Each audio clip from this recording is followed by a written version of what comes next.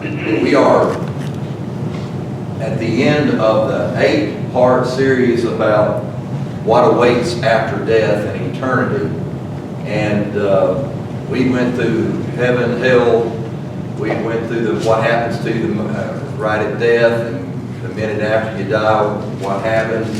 And so we went through the whole gamut. We even last week talked about what happens to children who perish before they can make a decision for Christ. And it is amazing that these kids, if they had been here the last 3 or 4 weeks, they had questions. And the questions, we just went over them. They have questions about eternity. A lot of them are just coming to the point to realize that, when their pets die or when their great-grandmother dies or something, they realize that death is real. They may not grasp the reality of it quite yet, but they understand it's something. So they have questions. And when we talk about heaven, they have questions about heaven. And unfortunately, death is a subject that we have as a society just kind of not dealt with. And of all places, we've not dealt with it near enough in our churches. Sure, we talk about where we're going to go after we die, but we don't actually place it into reality. We still get across the idea that we're going to live forever. Well, we are, but we're not going to do it in this world. Some of the most exciting sermons I preach are about heaven. Some of the saddest sermons I preach are about hell.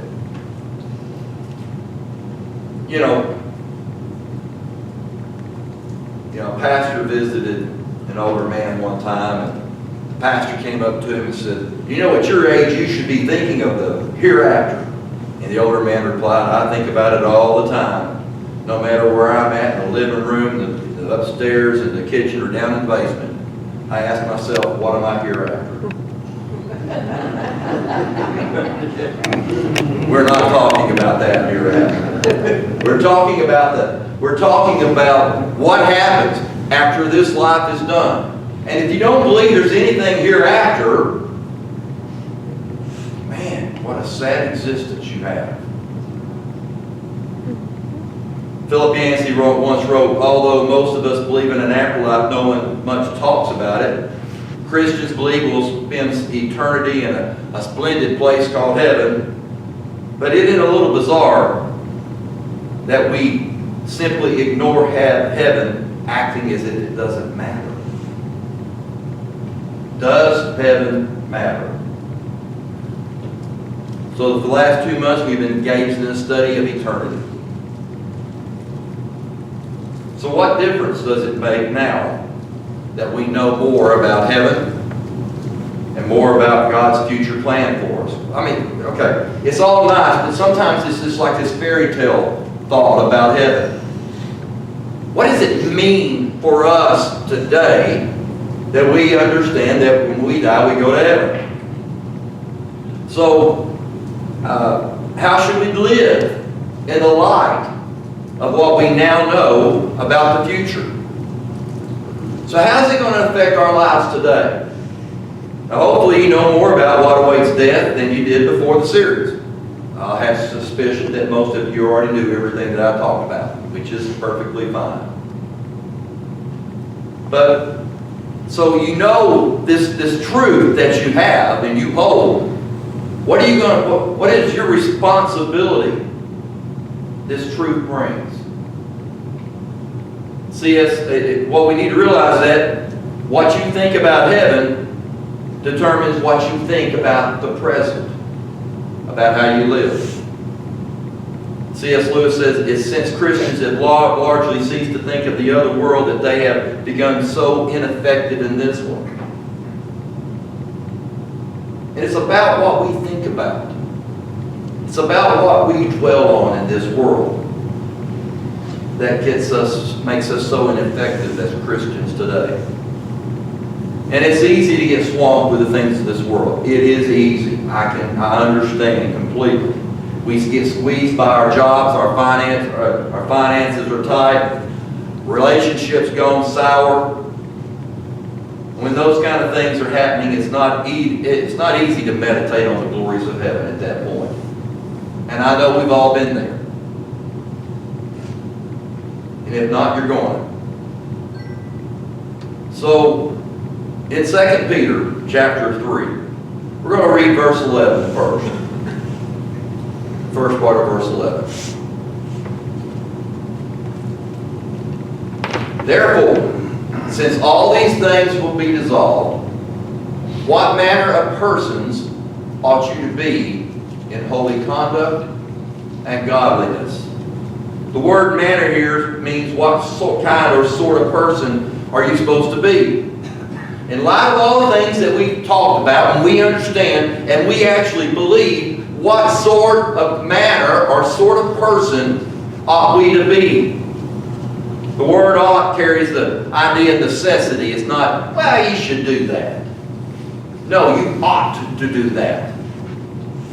It brings about a understanding of a vast difference, understanding of where we're at and where we should be in our lives.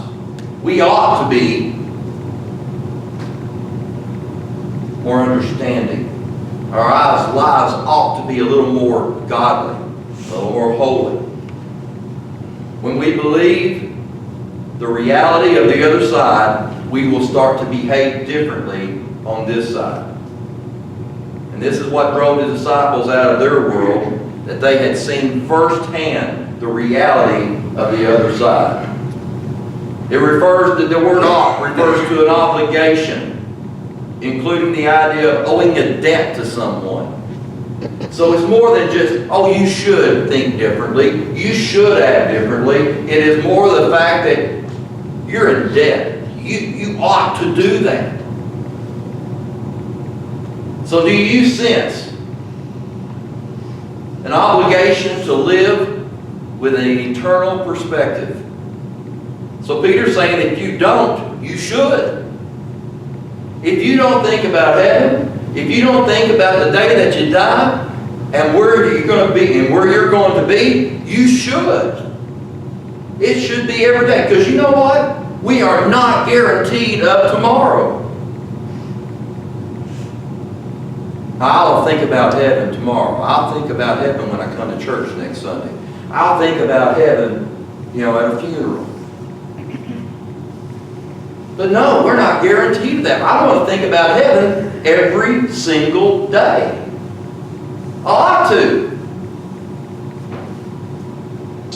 And there's a reason why I ought to. It's because Jesus Christ died on the cross for me so that I could pay the debt, pay my debt for me so that I could go to heaven when I die. I am in debt to Him. And the only way that I can repay that debt is with my life here on this earth. Give Him my life. And not forget about Him for long stretches of time in my life. And Peter's saying, if you don't, you should. And since everything around us is going to melt away, that's for another series. What holy, godly lives we should be living. We should be living for Him. Our lives should reflect Him in this life. He should be proud to say, that's my child right there. There have been times when I wasn't so proud to say that my kids were mine. Sometimes we wanted to just say, I don't know that kid. But can you imagine God looking down from heaven and saying, that's my child? So what kind of people ought we be then? You see, we're not living for this world. We're aliens, we're strangers, we're pilgrims, foreigners. We're not part of this world system. We are commanded not to love the world, neither the things in the world. It's not our place. We belong to a heavenly place. And as Peter says one time, we are looking for a city whose builder and maker is God. Not a city not made with hands, eternal in the heavens. So what kind of people ought we to be? What level of excellence in our life ought we to live? Since I am headed for eternal glory, since I'm going to be a citizen of God's eternal kingdom, since I'm going to be delivered from the day of the Lord into the eternal day of God, I should be living in expectation of that. That's how we should be living. And if we're living like that, we ain't going to have a whole lot of time for all the stuff of the world that will distract us. So we're to live three things how we ought to live this morning. We ought to live in holiness and godliness. And Peter says that eternal perspective, if we get that perspective of everything here is not as important as what is about to be, then we'll have an eternal perspective, and it'll change our behavior in two very practical ways. Holy conduct and godliness. John MacArthur says that holy conduct refers to action, and godliness refers to attitude. So holy conduct refers to the way that I live my life. And godliness refers to the spirit of reverence within me by which I live my life. Holy conduct refers to that which rules my behavior. You do that, you don't do that. And godliness refers to that which rules my heart. You know, you can do good without God ruling your heart. And He wants both. So he's saying that what kind of person ought you to be in heart and in behavior, in motive and in action and in attitude and in duty. So the first result of eternal perspective, knowing what's important, knowing that heaven is actually the most important place you'll ever live, the most important thing you'll ever do, is result in purity. In 1 John 3:3 says, and everyone who has this hope in Him purifies himself just as He is pure. You see, if my wedding day is on the calendar, and I'm thinking of the person I'm going to marry, I should not be an easy target for seduction. Because all you're doing is looking forward to that wedding day. We have a date to be with our Lord and Savior. One who loves us and in whom we love with all of our hearts and minds. And yet, too often, even though we have that wedding day, not on my calendar, but on His, too often we're seduced by other loves of the world. Likewise, when I'm meditating on heaven, sin is not too terribly appealing to me. It's when my mind drifts from heaven that sin seems to be attractive. But thinking of heaven inevitably leads to holiness. And our high tolerance for sin testifies we have failed to prepare for heaven. Heaven should affect our activities, our ambitions, our recreation, our friendships, the way we spend our time and our money. So if I believe that I will spend the rest of my forever in unending beauty, adventure, and who knows what else is in store for us, will I be content to spend all my evenings staring at the television set? I'm hitting myself here. I'm not, ball games, whatever. We spend all of our time doing that. Those things, playing video games. What is it that we spend all of our time worrying and fussing about? What is it that we concern ourselves about that takes us away from preparing for glory? Even if I keep my eyes off the impurities, how much time will I want to invest in what does not really matter? I don't know about you, but I have just said a big ouch. I feel like I've been stuck with a needle. Maybe you too. So the second thing Peter says will be a result of eternal perspective is godliness. The Greek word is, which means literally to worship well. It describes a person whose life is devoted to pleasing God, lived out even as an act of worship and not just on Sunday. So you take, instead of just doing things, you're taking what you're doing and living your life and making it as a life of worship. And worship should continue way past these doors as you walk out. Your heart should be having an attitude of worship. And it really, if you really believe what Peter just written, it will be reflected in the way that we live.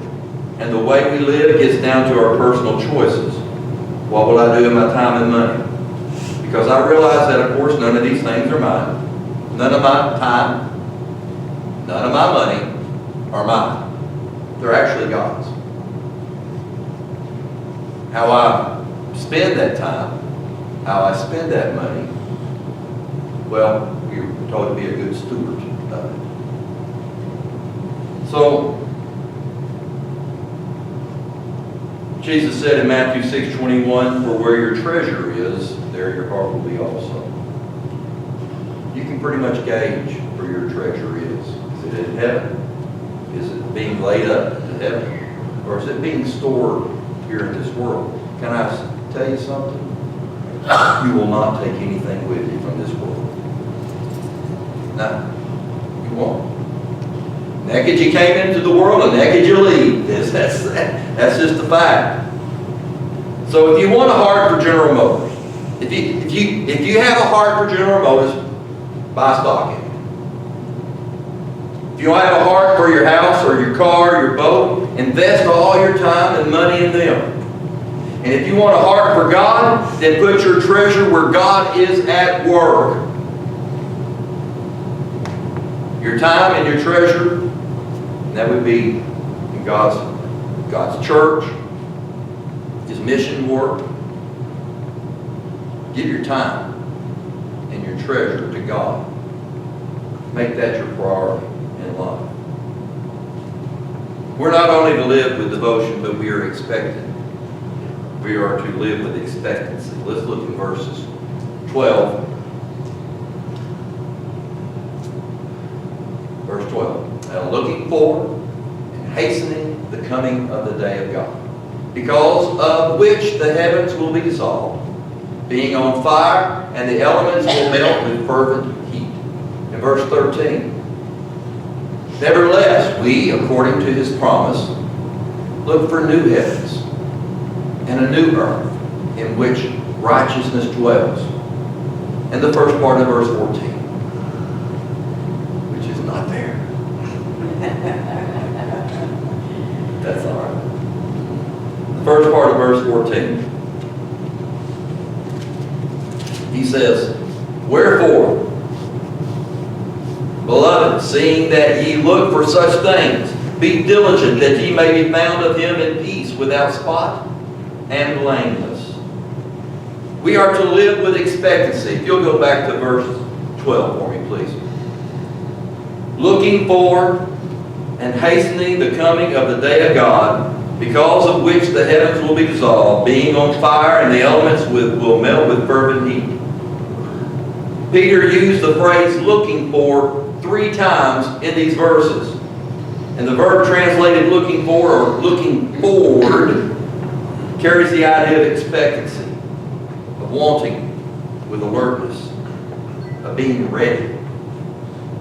The first is found in verse 12, where we read, "looking for the coming of God." And then in verse 13, "looking for new heavens and a new earth." Then he uses again in verse 14, looking forward to those things. And the word "looking" here in the Greek is the present tense, indicating that this is one's habit or lifestyle. It is not a one-time looking. "Oh, I looked for God one time to come, but He didn't, so I stopped." No.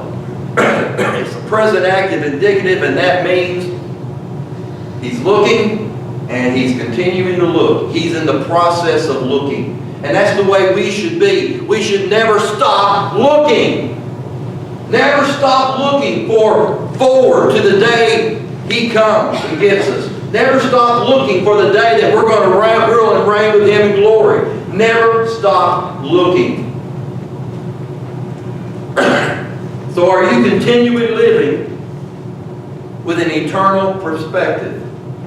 And if you do, it'll radically change the impact that you have in this life for Christ. If your eyes are set upon heaven, the way you live will change. So the idea is to wait, to look forward, to anticipate.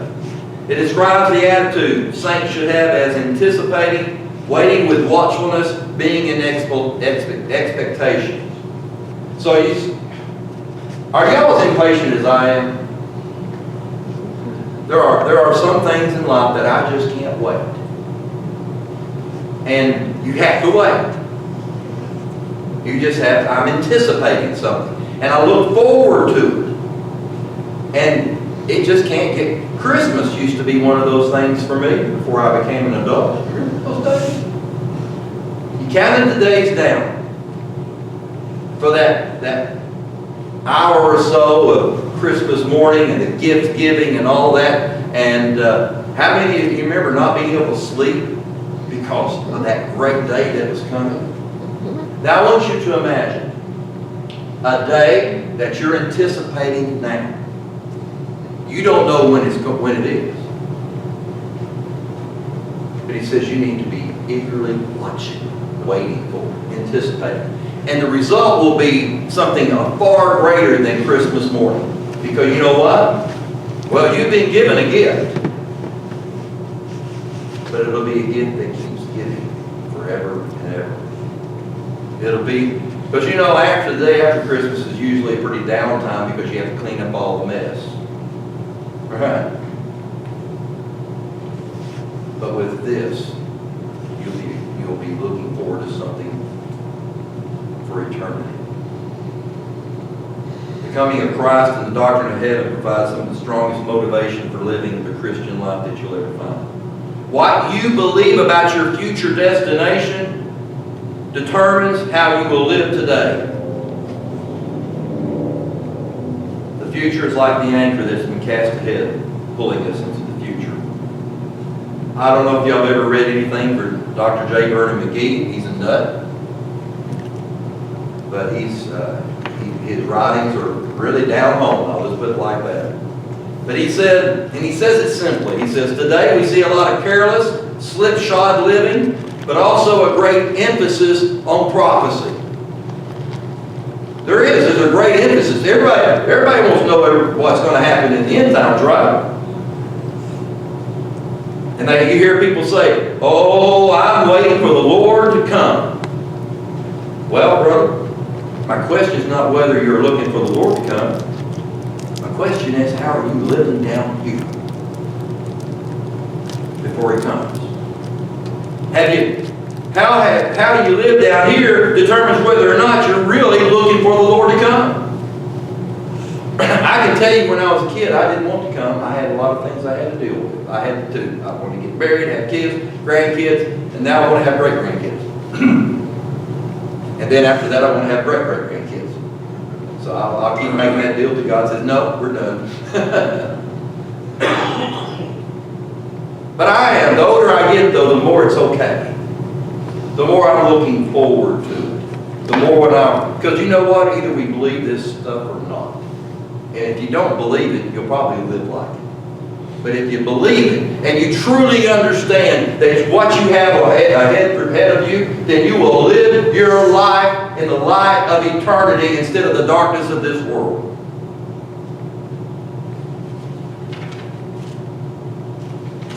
At the end of verse 14. It's not there. Well, I knew it wasn't there. Be diligent, that ye may be found of Him in peace, without spot and blameless. So what we're to do while we're waiting is to live our life with diligence. So what one is looking for should have direct relationship to what one is living for. The writer of Hebrews chapter 6. He says, and we desire that each one of you show the same diligence as to realize the full assurance of hope until the end, that ye may not be sluggish, but imitators of those through faith and patience inherit the promise. Refers to two things in this part, in this passage. That we are to be without spot, or without spot or spotless. That refers to our character. It doesn't mean we don't mess up. Thank goodness. But it means our character. And we're to be blameless. And that refers to our reputation, about how you relate to other people. That people know that you are truly what you claim to be. And those two terms speak both of character and reputation. They speak both of what we are in reality and what people think of us. And Peter says that the result will be found by him in peace. I think what he's saying is this. I want you all to be at total peace, living without fear. And if you were told that the Lord was taking you home in the next 24 hours, either through his coming or your death, you can be at ease because you know where you're headed. You see, we got to be diligent. I've lived this life for 63 years, and all 63 years I've heard that the Lord's coming. I have. We all have our little ideas about when or whatever, but ultimately, when I realized that centuries and centuries and centuries of people have lived under that same thought. It is through your faith, and it's a test of your faith, to believe that he could come at any moment and not be found unprepared.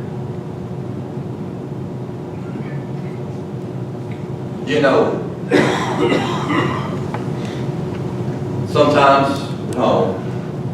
It used to be anyway with all the kids. Terry would go off for a couple of days or so. I'd always want to know when she was coming home. You know why? So I could clean up the mess. I wanted to know it, so I'd be ready. But what happens when you don't know? You take a chance and you just wait. You just take that chance and I'll do it the last second. I'll know when it's ready. And I'll just make more messes. But that's not really the case, is it? You need to be cleaning up your life. You need to be preparing for his return. That way when he does come, you'll be ready. You'll have done the things that you need to do. You'll have lived a life that would be pleasing to him.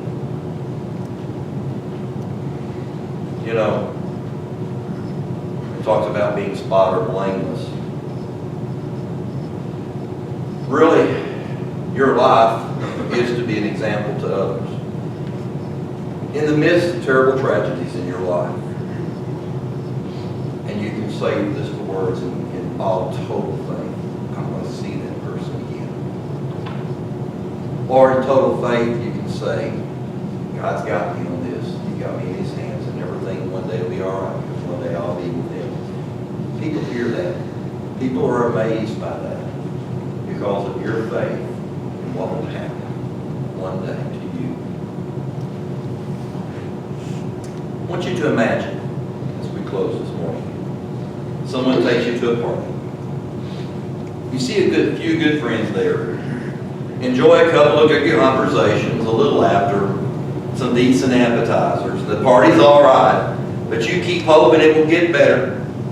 Give it another hour, maybe it will. Suddenly your friend says, I need to take you home. What now? What? The party's just started. You're disappointed. Nobody wants to leave a party early. Except the preacher. The preacher always has to leave the party early. So the rest of them do what they need to do. But you leave and your friend drops you off at his house. And as you approach the door, you're feeling pretty alone and sorry for yourself. And as you open the door, you reach for the light switch, you sense someone's there. Your heart's in your throat. You flip the switch, you flip along the light. Surprise! Your house is full of smiling people, familiar faces, and it's a party. And this party is just for you. You smell your favorites, barbecue ribs and pecan pie right out of the oven. Tables are full. It's a feast. You recognize all the guests, people you haven't seen for a long time. Then one by one, the people you most enjoyed at the other party shows up at your house, and they're grinning because they've been in it all the time. And this turns out to be the real party. You realize that if you'd stayed longer at the other party as you wanted to stay, you wouldn't be at the real party. You'd be away from it. You get it? Sometimes we have to leave this mediocre party in order to join the real one. Christians faced with terminal illness or imminent death, they often feel like they're leaving the party early before it's over. That they have to go home early. They're disappointed. They're thinking that all the things they'll miss when they leave. But the truth is, the real party is at home, is underway at home, precisely where they're going. See, they're not the ones missing the party. Those of us left behind are. The ultimate question still is, remember how we started this out? Where will we be 1 minute after we die? Jesus said there are two roads in life. He said, enter through the narrow gate, for the gate is wide and the road is broad that leads to destruction.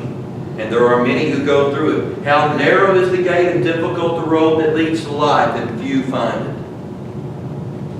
The broad road leads to judgment, destruction, and hell. And on that road, people seem to be having a wonderful time. Big space, lots of folks, partying and drinking and all kinds of carrying on, going on, and they think, oh, life is great. It's a great party. But there's emptiness, there's loneliness, and there's insecurity along the way. The narrow road, on the other hand, leads to heaven. Traveling on that road is difficult because it goes against the grain of society, the tide of all pleasures and sins of this world. But you know what? On that road, there is fun and laughter too. But there's a sense of destiny, a distinction of hope, an assurance of something better to follow this existence. Our motto should be, the best is yet to come, because we know where we're going. We know what's in store for us. And yeah, we're going to be laughing. We're going to be on that. Even though the path is narrow and there's potholes and trials and tribulations along the way, ultimately we know that when we get there, it'll be okay. It'll be perfect. So which road are you on? Ultimately, that's the question. What will your final destination be? You see, on the road that I am on, because 50 years ago, I asked Jesus Christ into my heart and life. My pathway was set in motion. I know where I'm headed. I know what my future is going to be. And along the way, in those 50 years, I've lost a lot of people that I care about. And I can tell you that most of those people were on the same path that I was going. They just went home a little early. They went to the party a little early. And that's fine. So, what will be your final destination? I have hope. Do you? Do you know? Because ultimately, it comes down and boils down to one thing. Not how good you are, not how faithful you are, not how many times you've been baptized, not how many, on the scale, I've done more good things than bad. None of that matters. It doesn't even matter if you've ever stepped foot in the church or not. What matters is, If when Jesus Christ, the Holy Spirit of Christ, touched your heart and said, I want you, and you said yes, that's what matters. If you said no, I pray today that it's not too late for you to get into that wide and broad path. Because it isn't. You've heard this message this morning. You've heard God's word. And even today, no matter how many times you've rejected it, the Spirit of God has called you, you can still say yes. Get on that path with us. That path that leads to everlasting life. A path that leads to a party like you've never seen before in your life. A path that leads to all of those that accepted Christ in the past, all of those people who you knew will be there waiting for you. So I'll ask it one more time. Where will you be 1 minute after you die? And I hope before this day is done, this message, this invitation is done, that you'll be able to answer that. As we stand and prepare for the invitation, I don't know your heart. I don't know your life. I don't know what God is speaking to you about. But all I know is this. God, if there's something in your life that needs to change, maybe you're a saved child of God, but you're living your life as if you're not. You're living your life as if heaven isn't real, that it's just pretend.